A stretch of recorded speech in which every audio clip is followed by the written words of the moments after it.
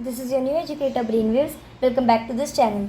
इस चैनल पर आपको क्लास 9th CBSE NCERT की सोशल स्टडीज़ की डिटेल एक्सप्लेनेशन मिलने वाली है। मैंने लास्ट वीक इकोनॉमिक्स का पार्ट 1 डाल दिया था, तो आज हम उसका इकोनॉमिक्स का पार्ट 2 आपकी बुक का सबसे पहला chapter the story of village Palampur ख़त्म कर देंगे इस पार्ट 2 में। जिन्होंने पार्ट 1 नहीं देखा है तो प्लीज़ सबसे पहले जाके उसे देख लीजिए। ओके, अब जिन्होंने पार्ट 1 देखा है, मुझे एक और बार उन्हें एक और बार रिकैप करा देती हूँ कि हमने क्या क्या पढ़ा था। हमने आपके ये जो बुक में the story of village Palampur है, ये पालमपुर एक विलेज, हाइपोथेटिकल विलेज है, इमेजिनरी विलेज, उसके बारे में पढ़ा था कि about its population, about it's land, also about कि किस तरीके से यहाँ पे फार्मिंग एक्टिविटीज़ भी होती है। इन सब के बारे में हमने पढ़ा तो था, और ये भी देखा था कि सबसे मेन एक्टिविटी यहाँ पे जो लोग करते हैं वो है सबसे ज़्यादा farming. Okay, apart from that हमने ऑर्गेनाइजेशन ऑफ प्रोडक्शन भी पढ़ा था, जिसका मेन मोटो था कि आपको प्रोडक्शन किस तरीके से होता है उसकी बेसिक नॉलेज देना। तो हमने इसमें 4 फैक्टर पढ़े थे: लैंड, लेबर, फिजिकल कैपिटल में fixed capital and working capital, and 4th the human capital. और हमें ये चैप्टर पढ़ने का मेन मोटो है कि हम इकोनॉमिक्स एग्रीकल्चर पर्पस के बारे में अच्छी तरीके से जानते हैं। फिर उसके बाद हमने पालमपुर में किस तरह फार्मिंग होती है, फार्मिंग इन पालमपुर पढ़ा था। उसमें हमने उसके फर्स्ट 4 टॉपिक्स कवर किए थे। सबसे पहला टॉपिक था उसका लैंड इज़ फिक्स्ड, किस तरीके से पालमपुर में सालों से लैंड फिक्स्ड होती है। सेकेंड चीज़ है कि is there a way one can grow more from the same land, कि कोई पर्सन क्या एक ही सेम लैंड पे एक से ज़्यादा क्रॉप्स ग्रो कर सकता है। तो द आंसर वाज यस, और किस तरीके से वो मैंने लास्ट वीडियो में बता दिया था। Third, will the land sustain, क्या लैंड सस्टेनेबिलिटी, कंटिन्यूसली आप ग्रो कर रहे हो क्रॉप्स लैंड पे, तो ऐसा नहीं है कि लैंड आपको अनलिमिटेड न्यूट्रिएंट्स ये सब देती है आपके क्रॉप्स को, तो ऐसा नहीं है। तो किस तरीके से लैंड को सस्टेनेबल रखना चाहिए, इसके बारे में भी बताया था। वन मोर थिंग, हमने ग्रीन रेवोल्यूशन के बारे में भी पढ़ा था, ओके, जिसमें HYV सीड्स एंड ऑल के बारे में बताया था। एंड लास्ट टॉपिक हमने जो कवर किया था, how is land distributed between the farmers of Palampur, और जो पालमपुर के फार्मर्स थे उनके बीच में लैंड की डिस्ट्रीब्यूशन किस तरीके से हुई थी, ये भी हमने पढ़ा था। ओके, आज हम सबसे उसका 5th टॉपिक, तो हु विल प्रोवाइड लेबर, ये पढ़ेंगे। अब वन मोर थिंग कि अगर आपको कोई भी डाउट रहते तो आप प्लीज़ उसे कमेंट बॉक्स में पूछ सकते हैं। I am there to just solve your doubts. Okay, so अभी हम पहला हमारा 5th टॉपिक चालू करते हैं, who will provide the labour. अब हमने जो फैक्टर्स ऑफ प्रोडक्शन अभी मैंने बताया, उसमें 4 टॉपिक्स थे। सबसे पहला land, and second was the labour. तो अब हम लेबर के बारे में पढ़ेंगे। After land, labour is the next necessary factor for the production. अब लैंड के बाद लेबर जो है सबसे नेसेसरी फैक्टर है, क्योंकि अब एग्जांपल अगर प्रोडक्शन की बात करें तो बेसिक एग्जांपल फार्मिंग में सबसे पहली चीज़ जो रिक्वायर्ड है वो है लैंड, जिसमें मिनरल, वाटर रिसोर्सेज सब इंक्लूडेड है। ओके, सो लैंड सबसे पहली चीज़ है। अब लैंड आ गई, आपने उस पर फार्मिंग कर ली, बहुत बड़ी लैंड है। अब आपको सेकेंड चीज़ क्या चाहिए, of course it's labour, because labour के अगर आपने बहुत ज़्यादा बड़ी लैंड पे काफ़ी सारी क्रॉप्स ग्रो कर दिए अलग अलग टाइप के, सो आप उसे अकेले नहीं संभाल पाओगे। सो आपको लेबर्स चाहिए।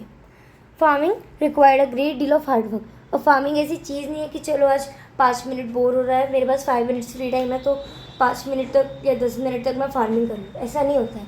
फार्मिंग मतलब ऐसी चीज़ है जिसमें काफ़ी सारा लॉट ऑफ हार्ड वर्क चाहिए होता है। Small farmers along with their families cultivate their own fields, cultivate on their own field, it should be on, okay।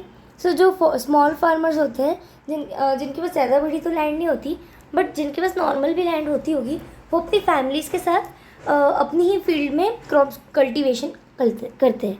यानी यहाँ पे thus they provide the labour required for the farming themselves. यानी जो labours चाहिए थे farming के लिए, जो रिक्वायर्ड थे, उनके फैमिली मेम्बर्स यानी वो खुद ही हो गए एक टाइप के लेबर्स, खुद वर्क कर रहे हैं।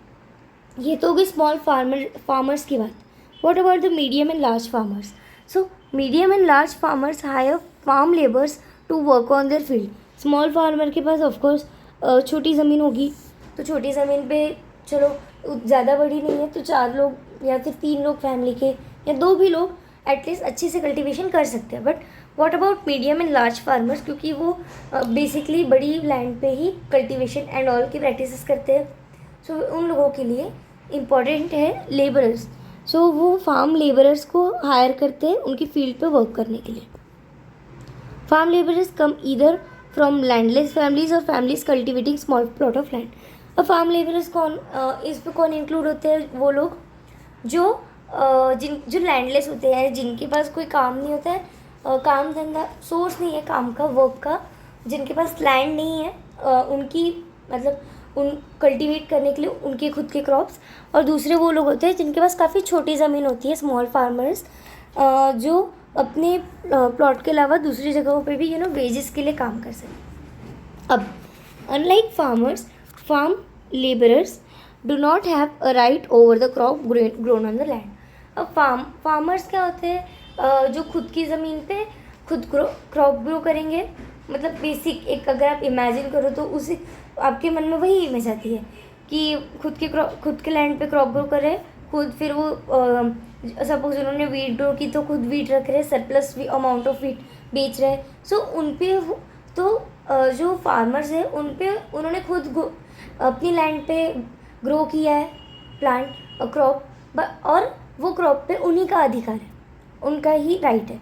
बट इधर क्या है, जो फार्म लेबर्स है वो मेहनत करके क्रॉप तो उगा रहे हैं, बट उन्हें वो क्रॉप्स पे अधिकार नहीं होता है खुद का, कि वो चलो अच्छी हार्वेस्टिंग हो गई, थोड़ा हमारे लिए भी लेके जाते हैं, ऐसा नहीं होता है. तो फिर वो क्या होता है कि instead they are paid wage by the farmers for whom they work. बड़े फार्मर्स जो या मीडियम फार्मर्स होते हैं वो इन्हें वीट के वजह वेजेस देते हैं, वेजेस कमाई. अब वेजेस कैसे? कैश में भी होते हैं और इन काइंड, जैसे क्रॉप. अब वेजेस कैसे होते हैं? कैश में भी हो सकते हैं और क्रॉप में भी. जैसे अगर इन द केस कभी कैश नहीं रहा तो वेजेस फार्म लेबरर्स को क्रॉप में भी दिए जाते हैं. जैसे हो गया कभी rice, wheat. Sometimes labourers get meals also, और कभी कभी लेबरर्स को मील एज अ वेज भी मिलता है. यानी कभी बड़े फार्मर्स के घर पे खाना रखते हैं उनके लिए. So it's just like that.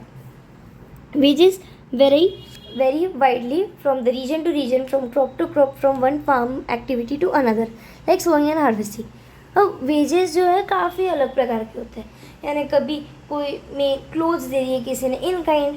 मतलब वेजेस डिपेंड करते हैं अलग रीजन्स पे, अलग क्रॉप ग्रो करने पे, अलग फार्म एक्टिविटीज़ पे, हर एक चीज़ पे वेजेस अलग टाइप से वर्क करते हैं. Okay. There is also a wide variation in the duration of employment. और इसमें कैसा होता है ना कि एक second, let me read the second line and then you will understand. A farm laborer might be employed on a daily basis or for one particular farm activity like harvesting or for the whole year. अब ये जो farm labourer है, ये लोग इनकी employment duration, यानी जितने देर के लिए जितने देर के लिए काम पे रखे जाते हैं, कितने देर के लिए, ड्यूरेशन काफ़ी अलग तरीके से है. जैसे कुछ फार्म लेबरर होते हैं जो डेली बेसिस पे डेली लैंड की देखभाल करना, या कभी अगर एनिमल हस्बेंड्री हो गई तो उसमें डेली ध्यान रखना. सो उन सब चीज़ों के लिए वो डेली बेसिस पे भी हो सकते हैं, या फिर पर्टिकुलर फार्म एक्टिविटी. जैसे चलो बड़े फार्मर्स ने सपोज खुद ही क्रॉप ग्रो कर ली, बस हार्वेस्टिंग के लिए लेबर्स चाहिए तो उन्होंने हायर कर लिए, या फिर पूरे साल भर मेहनत करने के लिए. इट डिपेंड्स कि किस तरीके का काम वो कर रहे हैं. ओके. अब हम एक स्टोरी काइंड ऑफ एक दाला लैंडलेस लेबर के बारे में. ओके.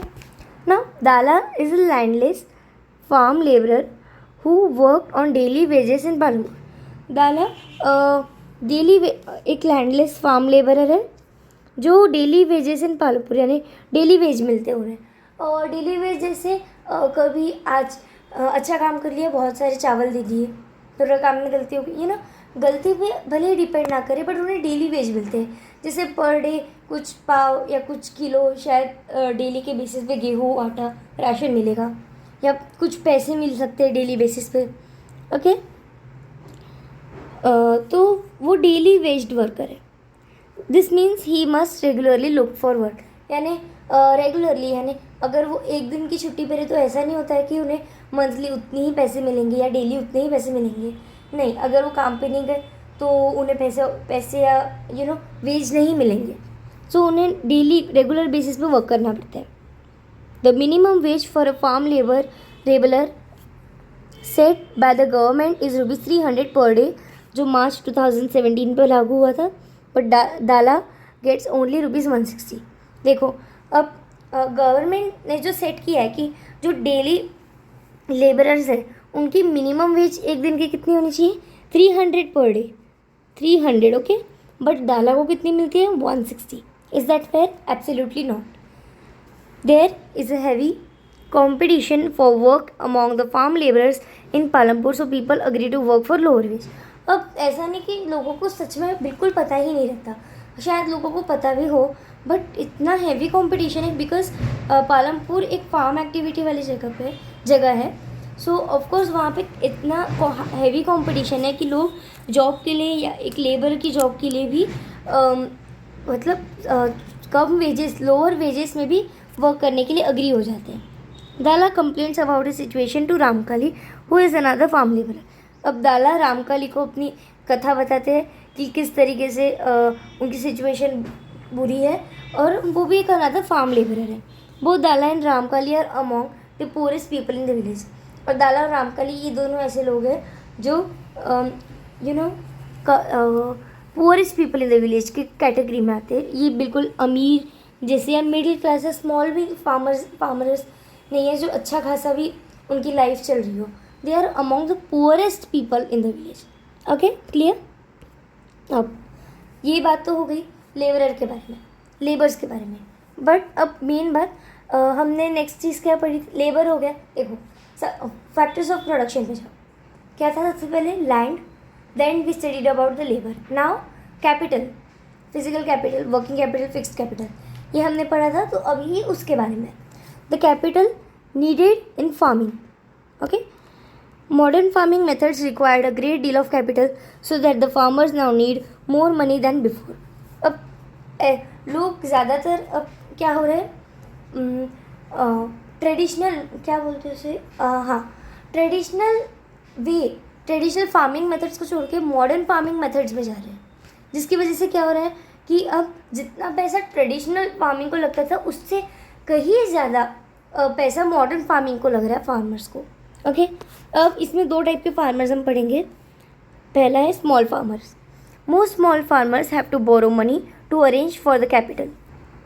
अब काफ़ी स्मॉल फार्मर्स होते हैं, वो ज़्यादा मनी अफोर्ड नहीं कर सकते खुद से, तो वो क्या करते थे, वो बोरो करते थे मनी, कैपिटल, यानी अपनी जो फार्मिंग, मॉडर्न फार्मिंग में इन्वेस्टमेंट चाहिए थी उसके लिए वो मनी बोरो करते थे।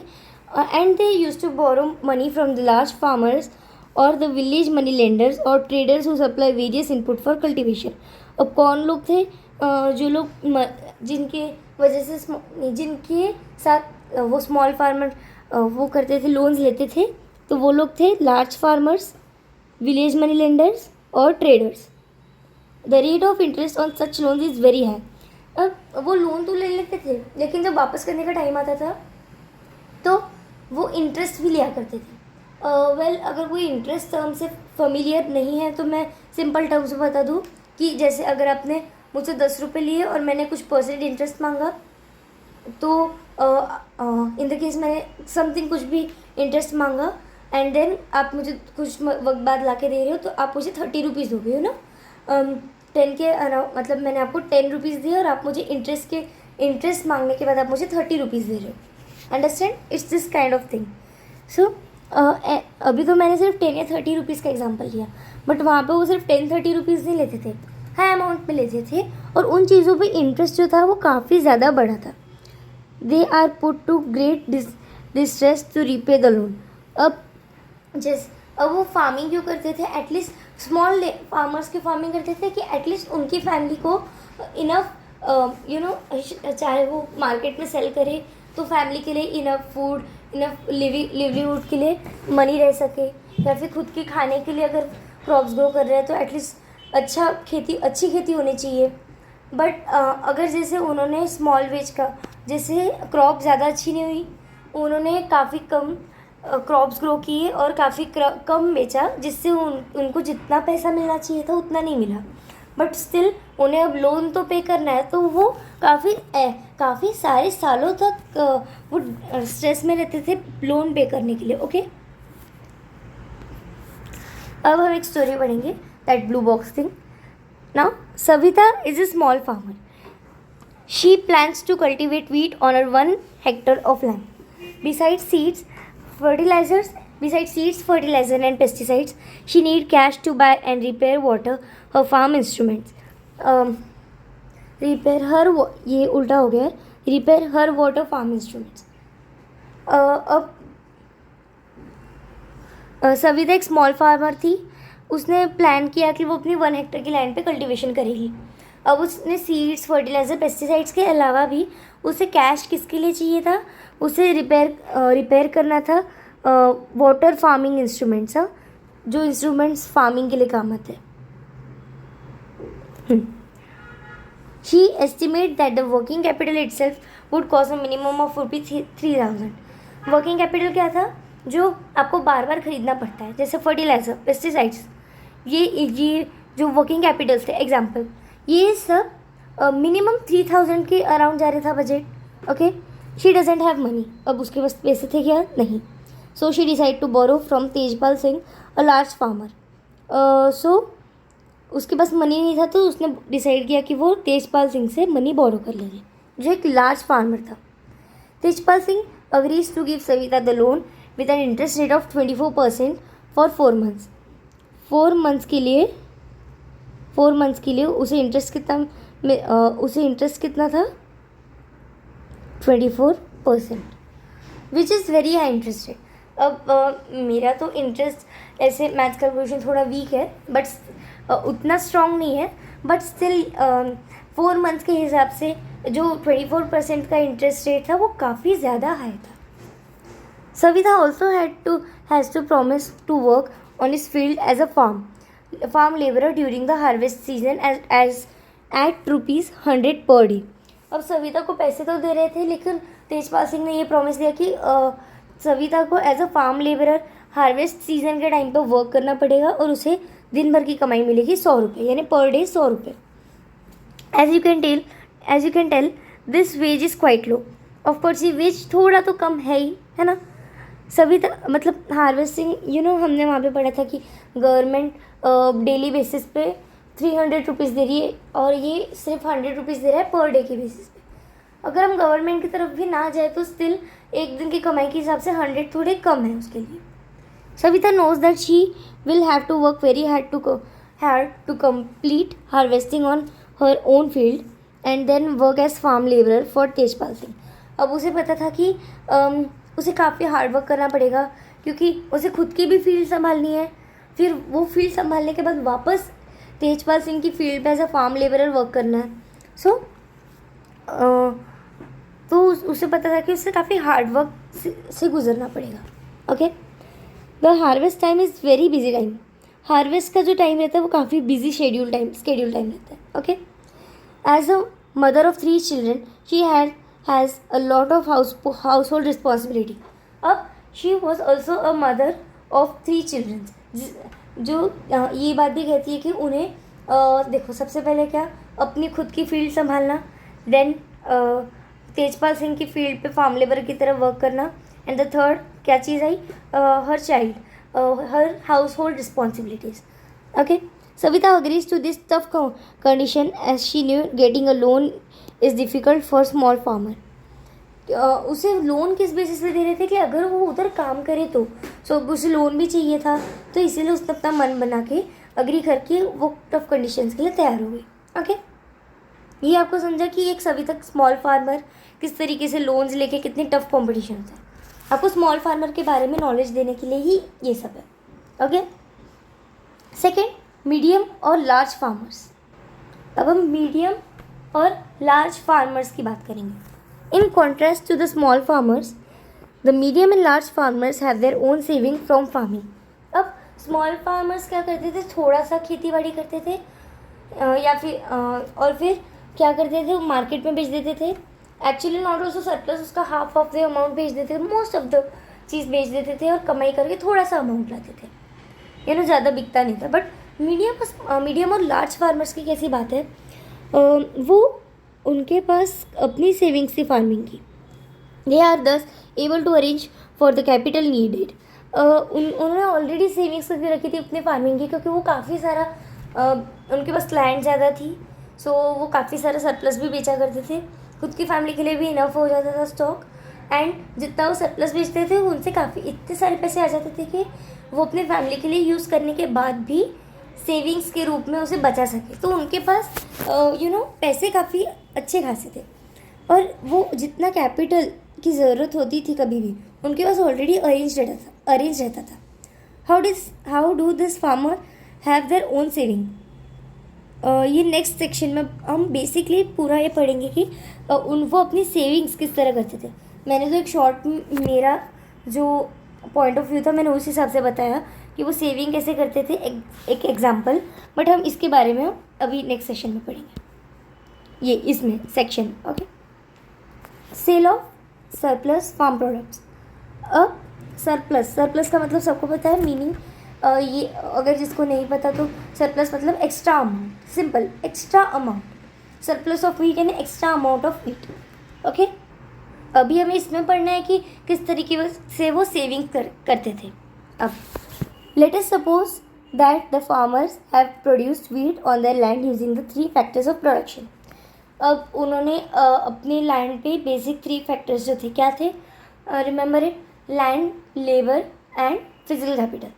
अब एक फार्मर ने अपने लैंड पे 3 से 4 ह्यूमन कैपिटल, बट उतना अभी आपको नहीं दिया, तो बेसिक ह्यूमन कैपिटल के बारे में आपको सिर्फ एक पैराग्राफ दिया था। तो बेसिक जो सबसे मेन 3 थे, ह्यूमन कैपिटल भी काफ़ी इंपॉर्टेंट है बट वो नेक्स्ट चैप्टर में आपको और क्लियर हो जाएगा। सो आप पहले 3 समझ लो कि वो बेसिक 3 फैक्टर्स है। वो उसने वीट की प्रोडक्शन की अपने इस पे लैंड पे। The wheat is harvested and production is complete. अब वीट को हार्वेस्ट भी कर दिया और प्रोडक्शन पूरी तरह से कंप्लीट हो गया। What do the farmer do when the wheat with the wheat? Okay, question mark. So farmers ये wheat के साथ क्या करते थे, उसे यूं ही रख देते थे या फिर सजा के रखते थे? नहीं, ऐसा नहीं होता था। So क्या करते थे, they retain a part of the wheat for the family's consumption and sell the surplus wheat। जैसे मैंने बताया कि वो क्या करते थे, एक पार्ट रहता था वीट का, सपोज वो फैमिली के कंजप्शन के लिए रख देते थे, और जो सरप्लस यानी एक्स्ट्रा अमाउंट ऑफ वीट था उसे क्या कर देते थे, सेल कर देते थे। अब हम बेसिकली कमाई क्यों करते हैं, पेट भरने के लिए। सो यही सेविंग क्या थी, ये सेविंग्स का मतलब क्या कि ये सरप्लस को बेच के अब पैसे कमा रहे हो और सेविंग्स में डाल रहे हो। और अगर जैसे नए कपड़े लेने हैं या कुछ, तो वो सेविंग्स से थोड़े पैसे निकाल रहे हो, यानी आपके पास अच्छे अमाउंट के पैसे हैं। Okay, small farmers like Savita and Govind son. हमने गोविंद के भी बारे में भी पढ़ा था कि किस तरीके से उनके बेटे उनकी छोटी सी लैंड के भी हिस्से कर देते हैं। एंड 3 या 2 बेटे थे, आई डोंट रिमेंबर। तो वो बच्चे क्या करते थे, थोड़ी थोड़ी लैंड उन्होंने बांट दी थी और उस पर भी वो सब बच्चे अच्छे से कल्टीवेशन नहीं कर पाते थे। गोविंद भी एक स्मॉल फार्मर था, सविता भी थी। सो इन दोनों फार्मर की तरह they have little surplus wheat because their total production is small, and from this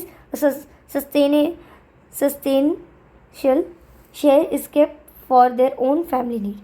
और ये स्मॉल फार्मर क्या करते थे, इनके पास काफ़ी एक्स्ट्रा व्हीट जो था ना वो काफ़ी कम बचता था, क्योंकि इनका टोटल प्रोडक्शन इतना कम होता था। एंड इसकी वजह से वो अपनी फैमिली के लिए भी ज़्यादा रख नहीं पाते थे, अपनी फैमिली की नीड्स भी पूरी नहीं कर पाते थे। Okay, so it is the medium and large farmer who supply wheat to market. In the picture you can see a bullock cart streaming. एक पिक्चर थी वहाँ पे, मैंने ऐड नहीं की है, ओके वेट, पहले ऊपर का सेंटेंस समझ लो कि आप फिर स्मॉल फार्मर्स क्या करते थे, अगर सरप्लस कभी ना कभी अगर थोड़ा सा भी बचता था तो बेचते थे, नहीं तो बाकी जो थोड़ी सी भी कल्टीवेशन होती थी वो अपने फैमिली के लिए रख देते थे। तो बेसिकली यही मतलब है कि मीडियम और लार्ज फार्मर्स ही वीट की मार्केट में सप्लाई कर मार्केट में जो वीट सप्लाई या फिर कोई भी क्रॉप जो सप्लाई होती थी वो मीडियम एंड लार्ज फार्मर ही करते थे। अब एक पिक्चर दी आपकी अच्छा, आपके बुक का जो सबसे पहला पेज है ना, उधर एक फ़ोटो दी होगी बुलोक कार्ट की। सो उसमें लिखा है you can see the bullock cart streaming into the market each carrying loads of wheat. वही है फ़ोटो, देखना। ओके, उसमें क्या दिया है कि वो बुलोक कार्ट्स व्हीट, ओके, वो एक सीन ऑफ द विलेज दिख रहा है। सो ये जो बुलोक कार्ट्स है वो क्या कर रही है, व्हीट लेके जा रही है दूसरे विलेज में। The traders at the market buy the wheat and sell it further to shopkeepers in the towns and cities. अब ये क्या होता था, ये जो वीट वो बेचते थे ना, ये ट्रेडर्स खरीद लेते थे, मार्केट में खरीद लेते थे और आगे शॉपकीपर्स में कोई टाउन्स एंड सिटीज़ में कोई किराना की दुकान, शॉपकीपर्स कहीं पे भी फिर वो बेच देते थे and that's how they used to make profits. अब Tejpal Singh the large farmer, remember कि जो सविता को क्या लोन देते थे वो कौन थे, तेजपाल सिंह। अब हम उनके बारे में पढ़ेंगे।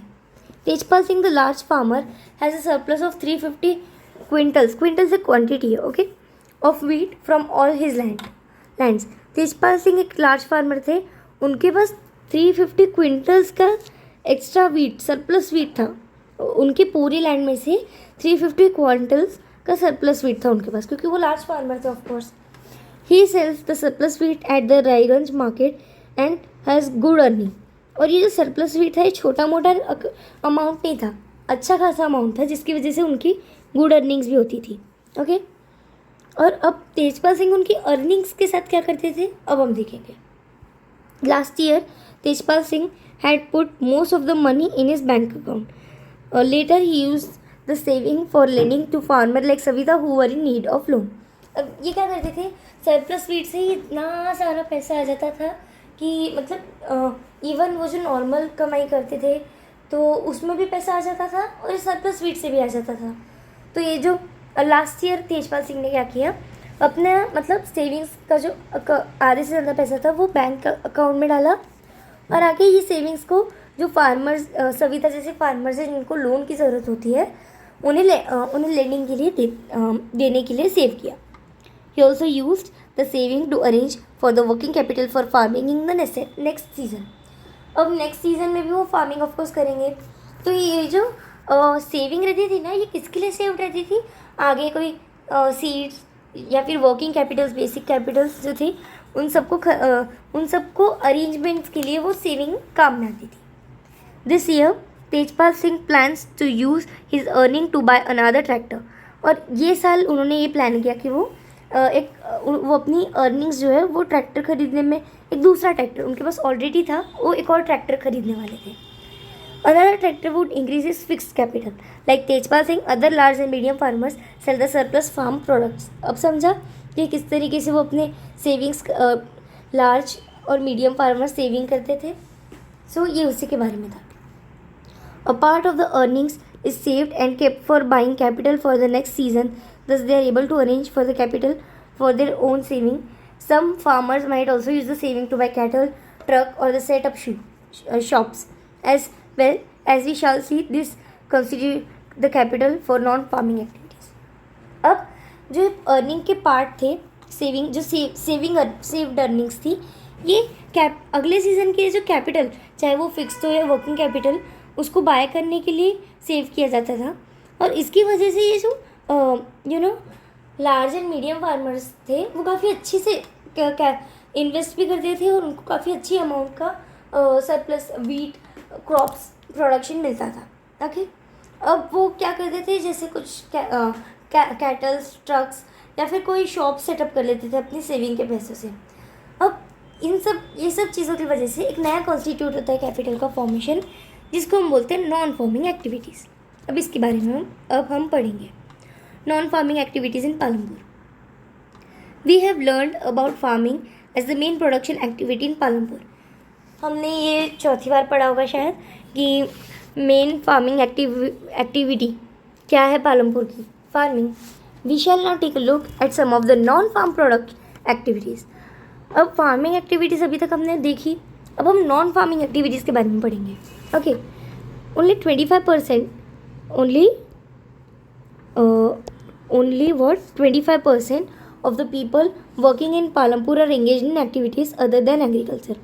सिर्फ जो 25% लोग थे वो किस में इन्वॉल्व थे, नॉन फार्मिंग एक्टिविटीज़ में। बाकी के 75% लोग किस में इन्वॉल्व थे, फार्मिंग एक्टिविटीज़ में।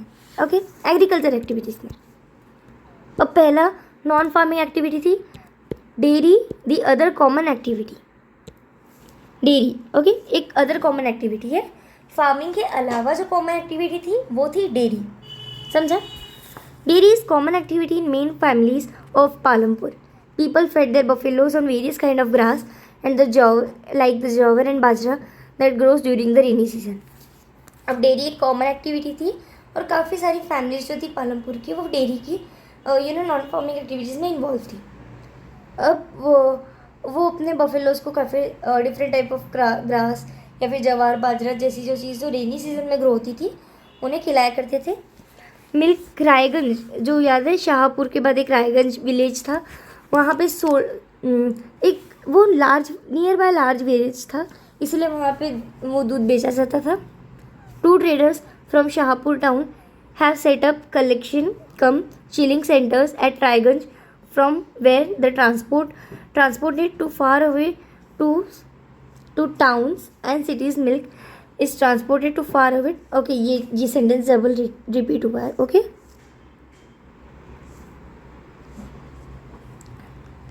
वेयर द मिल्क, ओके, हाँ अब ओके। सो डेयरी इतनी कॉमन एक्टिविटी थी कि मतलब काफ़ी सारी फैमिलीज, ये सेकेंड कॉमन एक्टिविटी थी पालमपुर की। रायगंज में ये मिल्क को सोल्ड किया जाता था और जो मतलब वो एक और इसके बाद फिर आगे नियर बाय लार्ज विलेजेस में भी मिल्क की ट्रांसपोर्टेशन होती थी। और 2 ट्रेडर्स से शाहपुर टाउन से जो यहाँ पे मिल्क खरीद के आगे नई बड़ी सिटीज़ में बेचा करते थे रायगंज जैसी, एंड देन फिर दूसरी टाउन एंड सिटीज़ में ट्रांसपोर्ट होता था। ओके, अब second, an example of small scale manufacturing in Palampur.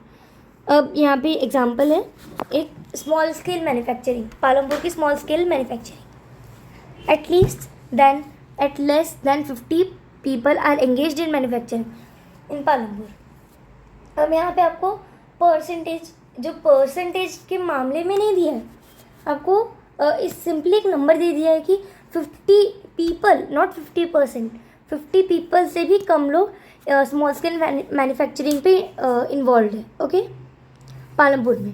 Unlike the manufacturing that takes place in the big factories in towns and cities, manufacturing in Palampur involves very simple production methods and are done on a small scale।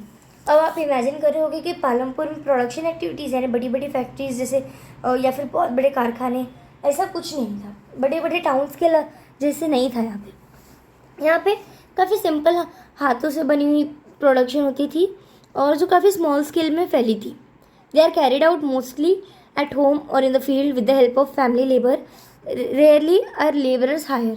और बहुत rare चीज़ होती थी कि small scale manufacturing के लिए labourers को higher करना पड़े, क्योंकि फैमिली में ही लेबर्स मतलब फैमिली के ही लोग वर्क किया करते थे, हेल्प किया करते थे।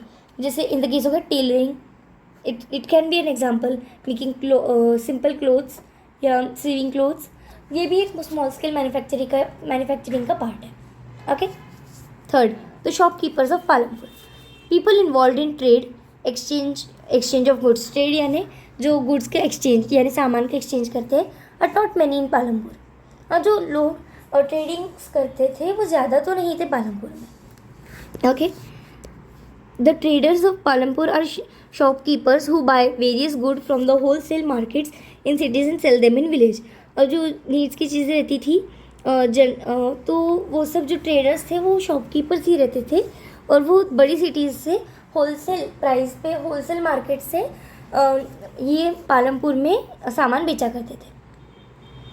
You will see small general stores in village selling a wide range of items like rice, wheat, sugar, tea, oil, biscuits, soap, toothpaste, batteries, candles, notebook, pen, pencil, even some cloth. अब छोटे जो general stores थे वो काफ़ी बड़े, मतलब काफ़ी wide range के आइटम्स बेचते थे। अब अगर आज भी छोटे छोटे टाउन्स में जाके देखोगे ना, अगर वहाँ पे मतलब जस्ट लिटिल डेवलपिंग, ओके, थोड़ा सा डेवलप हो रहा है, बस थोड़ा सा। वैसे जो विलेजेस रहेंगे ना, उधर टाउन्स रहेंगे, वहाँ पे अगर छोटे आप दुकानें देखोगे तो आपको वहाँ पे ऐसे दिखेगा कि भर भर के सामान है, बेसिक नीड्स से लेके एवरीथिंग वहाँ पे most of the thing available रहता था। A few of the families whose house are close to the bus stand have used a part of the space to open small shops. These are eatables. अब जो लोगों के घर bus stops के साथ काफ़ी पास होते थे, वो छोटी छोटी शॉप्स खोल देती थी, जैसे चाय की दुकान, क्योंकि लोग सफ़र करके आते थे, तो या फिर नाश्ते की, तो जो लोग थक के आते थे उन लोगों के लिए, ओके, ऐसे वो स्ट्रैटेजीज टाइप बनाते थे। One more story. Kareem has opened a computer class center in the village. In recent years, a large number of students have been attending college in Shahpur town. Kareem found that number of students from the village are also attending computer classes in the town. There were 2 women in the village who had a degree in computer application. He decided to employ them. He bought computers and set up the classes in front room of their house overlooking the market. High school students have started attending them in good numbers.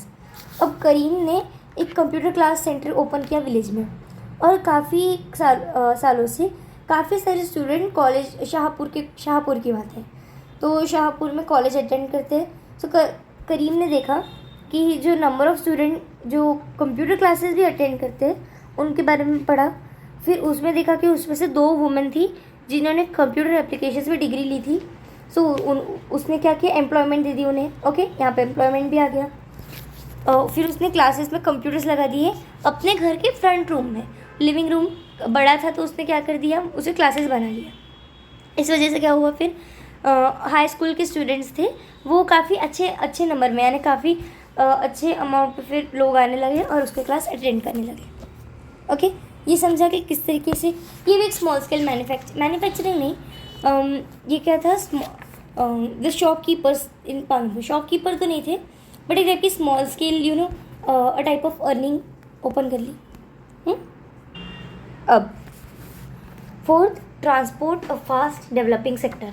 ये हमारा chapter का last topic है, सो हम इसे अच्छी तरीके से complete कर लेते हैं। ओके, अब ट्रांसपोर्टेशन एक फास्ट डेवलपिंग सेक्टर है।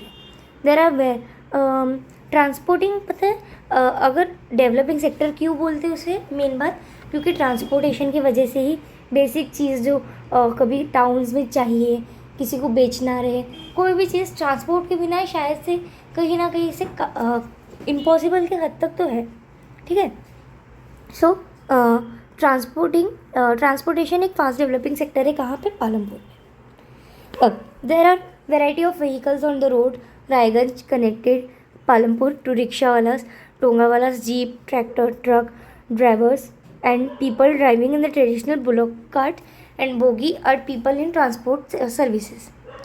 अब हमें रायगंज और पालमपुर को जो कनेक्ट करने वाली विलेज है, रायगंज और पालमपुर को कनेक्ट करने वाली रोड है, उस पर काफ़ी वैरायटी ऑफ व्हीकल्स मिलेंगे, और जो पीपल इन बुलॉक कार्ट्स या फिर बोगी जिनको ड्राइव करते हैं वो ट्रांसपोर्ट सर्विसेज में भी आते हैं। They ferry people and good from one place to another and in return get paid for it. यानी ये भी एक इनकम ऑफ सोर्स हो गया कि लोगों को भी बस के द्वारा ट्रांसपोर्ट करा रहे हैं, ऑटो के द्वारा करा रहे हैं, या ऑटो में गुड्स रख रहे हैं, सामान। सो उस वजह से वो उन्हें अच्छे अमाउंट, मतलब पेड यानी वेजेस तो नहीं, अमाउंट मिल रहा है। Okay, the number of people involve in transport has grown over the last several years. जो लोग ट्रांसपोर्टेशन में इन्वॉल्व थे काफ़ी सालों से, उनमें काफ़ी अच्छी ग्रोथ देखने मिल रही है उनकी अमाउंट पे। अब हम एक स्टोरी पढ़ेंगे, वो blue box, and this is the last blue box of this chapter, not for this book but for this chapter. Okay, अब Kishore is a farm labourer like other such laborers. Kishore found it difficult to meet his family needs from the wages that he received. A few years back, Kishore took a loan from the bank. अब किशोर एक farm labourer है। अब दूसरे labourer की तरह किशोर भी अपने family में मतलब काफ़ी डिफ़िकल्टी देखता है कि उसे जो वेजेस मिलती हैं वो फैमिली के लिए इनफ नहीं है। सो कुछ साल पहले किशोर ने क्या किया, अब बैंक से लोन लिया। This was under a government programme which were given cheap loan to poor landless household. Kishore bought a buffalo with this money, he now sell the buffalo's milk. अब किशोर ने गवर्नमेंट प्रोग्राम की वजह से फिर उसने loan लिया और cheap loan लिया, उसने ज़्यादा भारी भरकम भी नहीं लिया। Okay, cheap loan to poor landless households. अब किशोर ने उस पैसों से एक बफेलो खरीदी और अब वो गाय बफेलो का दूध मिल्क यानी डेयरी एक्टिविटी में आ गया वो। Okay, further he has attached a wooden cart to his buffalo and used it to transport various items. Once a week, he goes to the river Ganga to bring back clay for the potter, or sometimes he goes to Shahpur with a load of jaggery or other commodities. Every month, he gets some work in transport. As a result, Kishore is able to earn money than what he used to do some years back. अब किशोर ने क्या किया, गाय तो खरीद ली। अब कुछ वक्त बाद उसने बफेलो खरीदी और उस पर अभी एक वुडन कार्ट यानी बुलक कार्ट वो अटैच कर लिया। अब वो ट्रांसपोर्टेशन की भी काम आ रही है। ओके, और वंस अ वीक वो क्या करता है, गंगा रिवर तक जाता है और वहाँ से क्ले लाता है, पॉटर्स जो मिट्टी के बर्तन बनाते थे, रिमेंबर। सो उनके लिए वो मिट्टी लेके आता है और उसे बदले में पैसे भी मिलते थे। और कभी कभी वो शाहपुर से काफ़ी सारा जैगरी ये सब या फिर अदर नीडिंग जो थिंग्स उसे ज़रूरत थी वो सब लेके आता था और और हर मंथ उसे कुछ ना कुछ ट्रांसपोर्टेशन के लिए कुछ ना कुछ वर्क मिलते रहता था ट्रांसपोर्टेशन के लिए, जिसकी वजह से किशोर इतना पैसा कमाने लगा कि वो इतना ज़्यादा था कि जितना वो पहले कमाया करता था, जितना उसे वेज से नहीं मिलता था उससे कहीं ज़्यादा उसे मिलने लगा था। तो थैंक यू, हमारा फाइनली चैप्टर एंड होता है। आई होप आपको ये वीडियो बिल्कुल समझ आ गई हो और आप एग्ज़ाम में अगर ये ऐसे क्वेश्चन आते हैं तो आप अच्छी तरीके से ऐसे इस टॉपिक रिलेटेड क्वेश्चन आएंगे तो अच्छे से लिख पाएंगे। कोई बात नहीं, अगर आपको क्वेश्चन आंसर्स भी चाहिए तो मैं इसे नेक्स्ट वीक पक्का अपलोड करने वाली हूँ क्वेश्चन आंसर्स। एंड रिमेंबर, ये संडे या फिर मंडे को आपको फ्रेंच रिवोल्यूशन के क्वेश्चन आंसर्स मिलने वाले हैं। ओके, सो आपको if you have any doubt related to any topic you can freely ask to me and I am surely there to help you. Okay, so thank you for staying with me till here. और सच में आप अगर यहाँ तक video देख रहे हैं तो इट मीन्स आपको वीडियो सच में अच्छी लगी है। So please like share and subscribe, और अगर आपने अभी तक सब्सक्राइब नहीं किया है तो प्लीज़ अभी कर दीजिए। और for more such type of videos I will see you in the next video. So bye bye.